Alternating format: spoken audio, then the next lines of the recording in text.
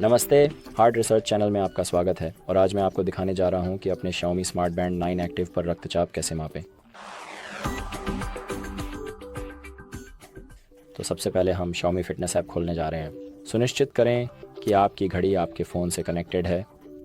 फिर ऐप्स पर क्लिक करें और सिस्टम सेटिंग्स पर क्लिक करें और फिर विजेट्स पर क्लिक करें और रक्त और ऑक्सीजन पे स्क्रॉल करें और प्लस आइकन पे क्लिक करें, फिर सेव पे क्लिक करें।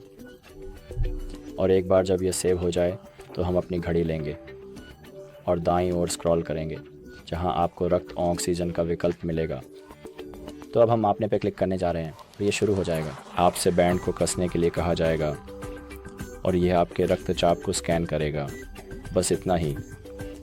देखने के लिए धन्यवाद और लाइक करना ना भूलें।